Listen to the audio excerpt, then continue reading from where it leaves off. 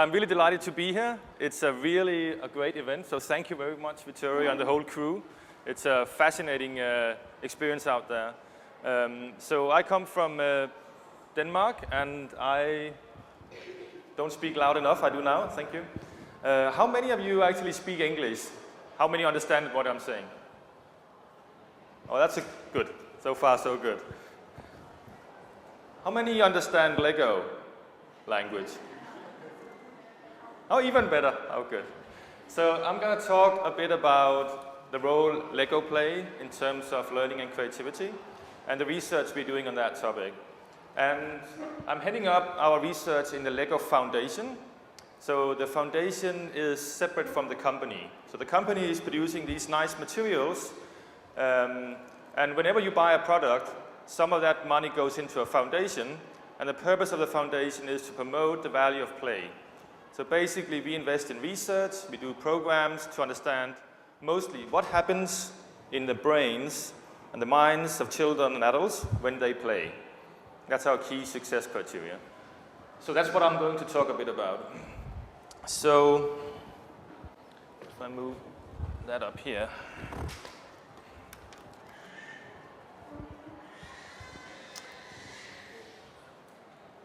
It's very light, but maybe that's just how it is. It's an old picture. It's not that old, so it's very light. But this is a picture of the 3 generations of the Lego family. So the Lego company is a family-owned company, 80 years old. And the old guy on top was a craftsman, a carpenter. And that's what started the Lego company. He basically was under economic crisis, and he was working as a carpenter to build houses. But then there was a crisis and there were no houses to build. So out of his wood in the shop, he began to develop toys. And that started the whole Lego company, basically a company to do toys. The guy in the middle is Gottfried. He invented the Lego system.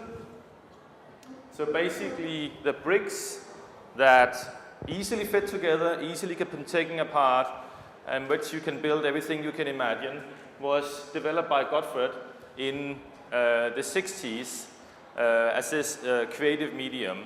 And the last person on the picture is Kjell. He's head of our board now. So he's heading up the board of the foundation, and right now only focusing on the philanthropic and the social purposes of the company. And now there are 3 more family members in the company. The key thing that Gottfried thought was important for Lego was in this quote. So the idea was to create a toy that prepares a child for life, appealing to imagination and developing the creative urge and joy of creation that are the driving force in every human being. So the main point is, creativity is something everyone has. Everyone are creative. Everyone wants to explore, create, make things, want to experiment, at least as a young child. And the things you do when you play prepares you for life, because it develops the skills that you use when you're going to learn when you are getting into an adult. And I'm going to talk a bit about, more about that. So how do we know? I think this projector might need to be less saturated, but maybe let me just check if I can get that. 1 minute.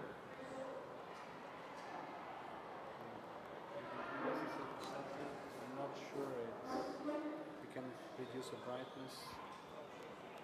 But maybe the contrast.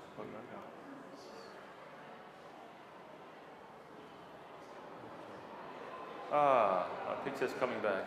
Thank you. That might help.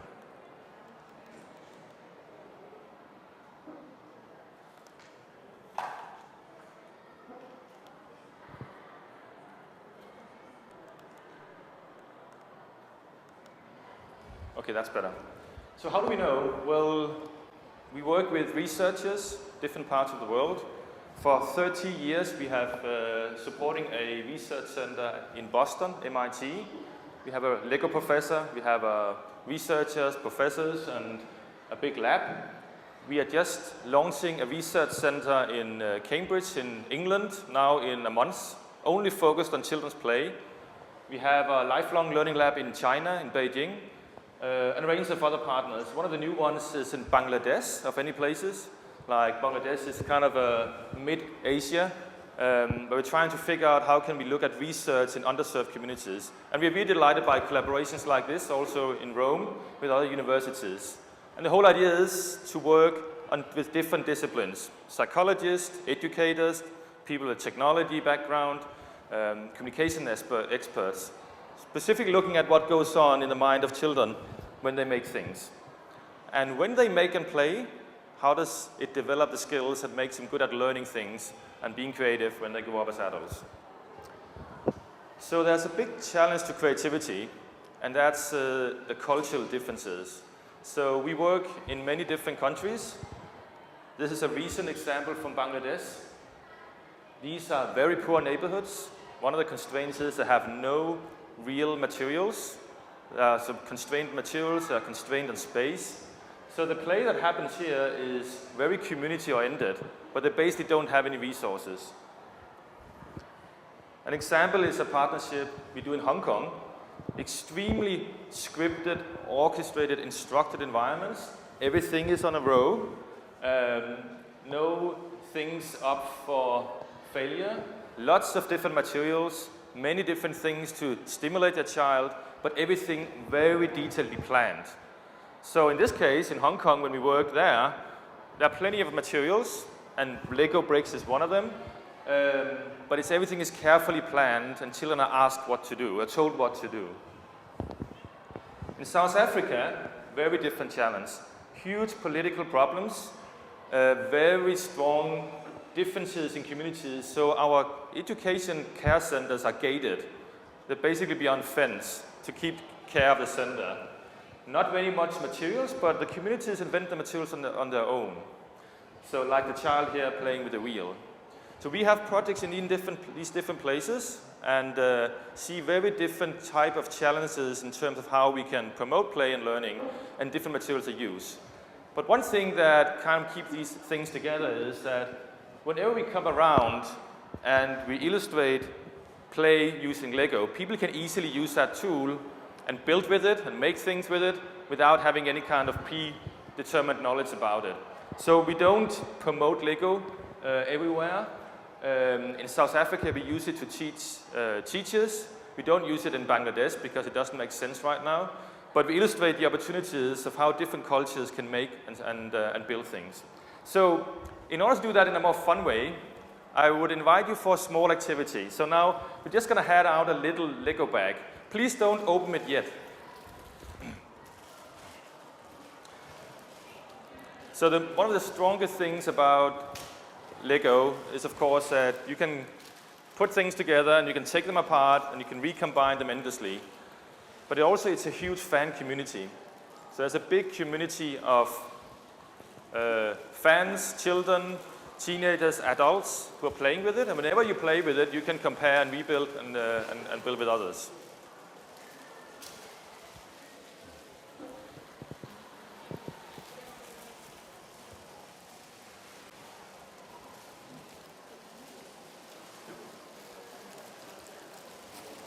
So someone who doesn't have a Lego bag.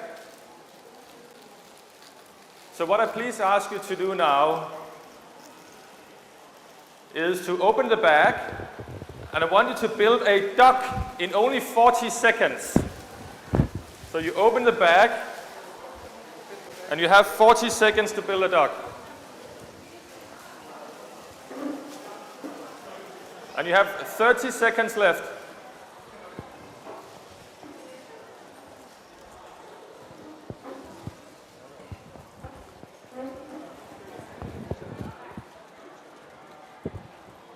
So now, finish up your duck, 10 seconds left.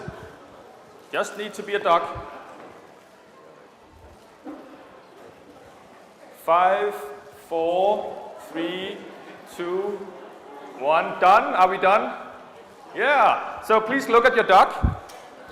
And please hold it up so everyone else can see your duck. And then compare it to each other. Please look at each other's ducks. And let's see some examples here.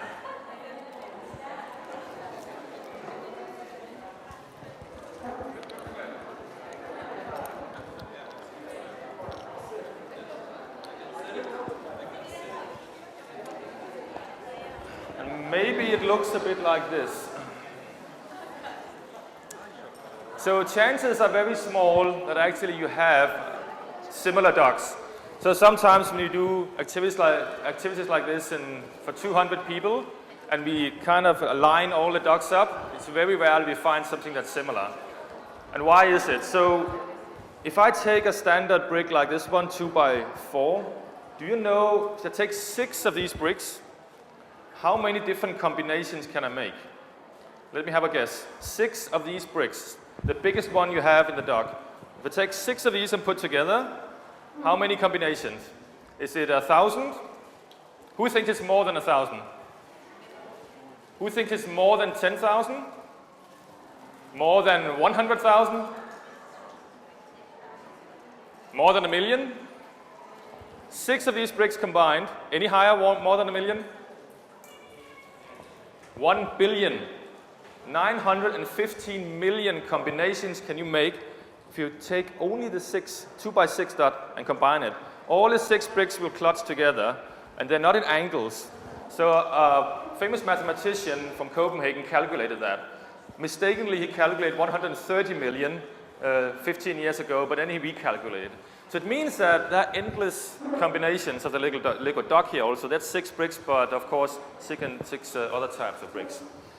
So one particular thing I want you to just keep attention to. So you're building the Lego dog. Everyone could do it. Like 40 seconds is not a long time. It's just 6 bricks and you didn't really know what to do, but you all did it. Like everyone can do it. But the really interesting thing was that when you made the dog, and you looked at your dog as an individual exercise, and then you were holding it up and you compare to others, that's really what makes it interesting, right? You build something that's valuable for yourself, and then you compare to others. And that's what creativity is about. It's figuring out what's original for you, but how does that compare to a community? And that's what Vitero is basically trying to do in here in these experiments. How do we collaborate? How do we share what we build, and how do we compare to others? The research right now is very interesting because it's actually different systems in your brain you're using. It seems like keeping attention to what you do yourself and keeping attention to what other people are doing in the environment is different attentional systems. So we're doing something that's meaningful to yourself, and then you're doing it for someone else. Now, for a Lego community, that's very interesting because people build the most amazing things. Like, let me be completely honest, the things at the company events is just really minor things compared to what the community can do. Like there are fans out there that build these cars, that invent Lego poetry, that do Lego art, that are better than an artist, birds. They even take our Lego software and make fashion shows. They use our Lego robotic and make a milling machine. It's basically a machine that can cut out wood or foam or whatever just using the Lego parts. We have programs that use Lego bricks to make cities and visualize infrastructure, traffic flow directly on models. And this is a local Italian. I think he's coming to Rome in a month for the Maker Fair, who basically done a whole music instrument using Lego bricks. So it's a whole community who are making things and sharing it. What's more interesting for us is, in these 40 seconds, some people say, nothing really happened, right? It was like 40 seconds, I was just concentrating doing the brick. What really happens is, all these different types of skills you were using to combining these bricks and to making this. Actually, I don't really know if you were using them because we should probably measure that. But the important thing is, we think that play is not really important. When you explore and experiment and take risks, it's just something we do because it's only fun.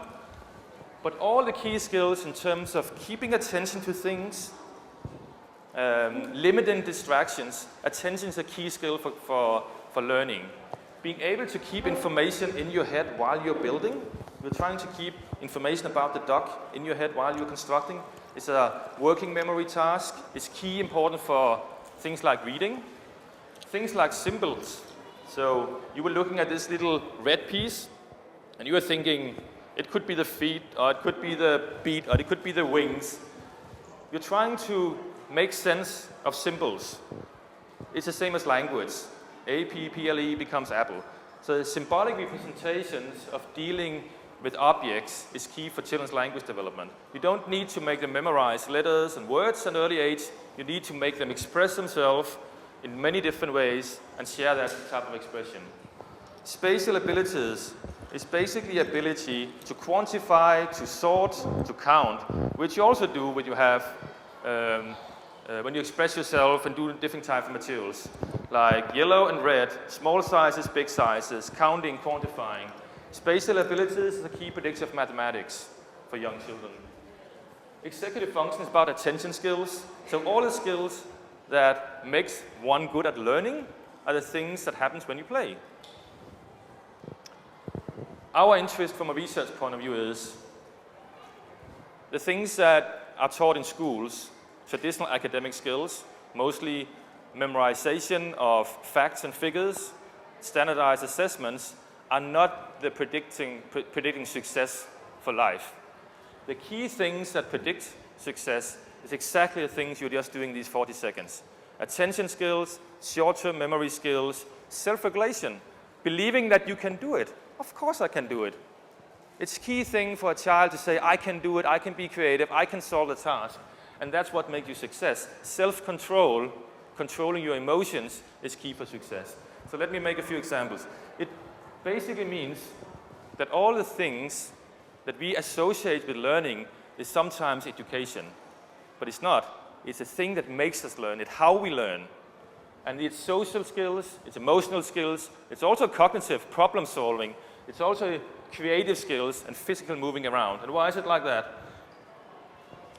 If you take and test a child at the age of 4 months and 5 years old in terms of its balance, its movement, its curiosity, a child's interest in going around, messing around with the clothes in the wardrobe, chasing the plans, curiosity and exploration, you can predict their academic and intellectual abilities at the age of 11 and 14 based on their curiosity and exploration. So this is a study done with almost 400 children over 14 years. They followed children from very young to very old and looked at what are predicting academic intellectual skills.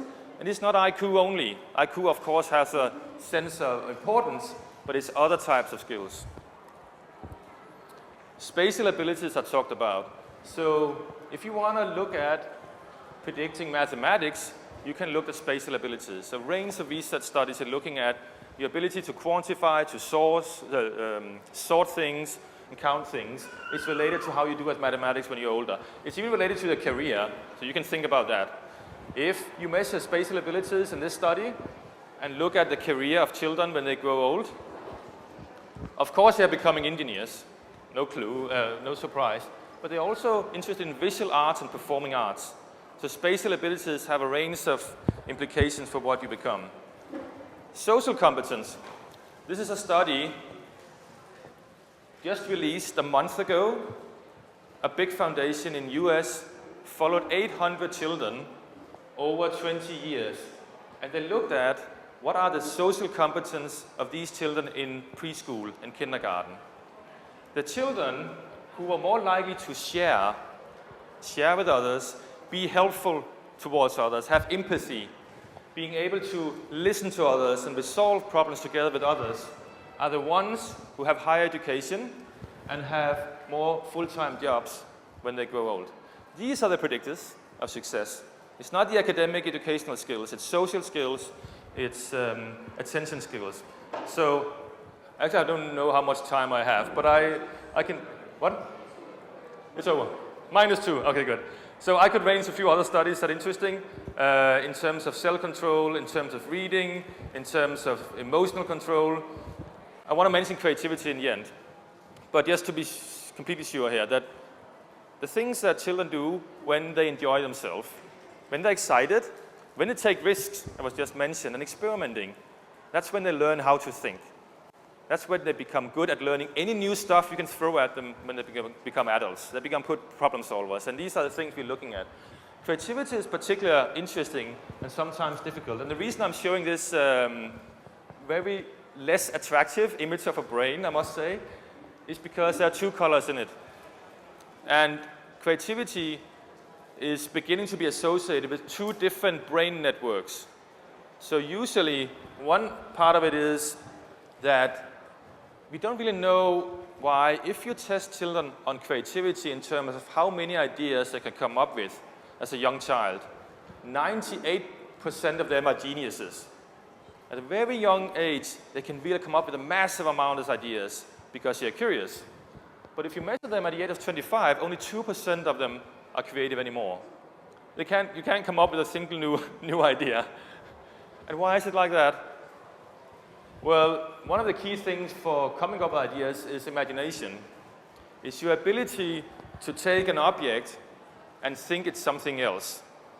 So this could become the feet or the beat and the wings and so forth. So take any kind of object and pretend it can be useful for something else. And we are not supporting that in schools, sometimes not even in families. New things are a threat instead of an opportunity.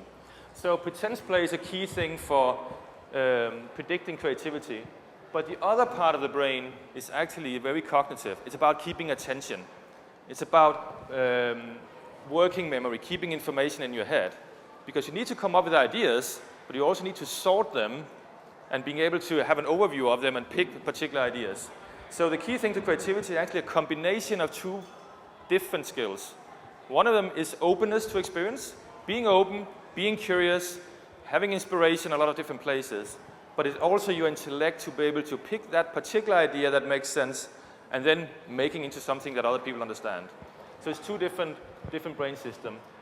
The problem with that image is most of the things we do with children is giving them a task and ask them to solve it. That's the green area of the brain, is problem solving. Solving it, testing it, doing what we expect you to do. The red area of the brain is when you're relaxed. That's when you do a less attention, when you're reflecting, when you're relaxing, and that's why people put to call that the imagination network. So we need to support both things, and of course play more, not only with Lego bricks, explore more, be risky, and I hope you are more interested now to support creativity and play. Thank you.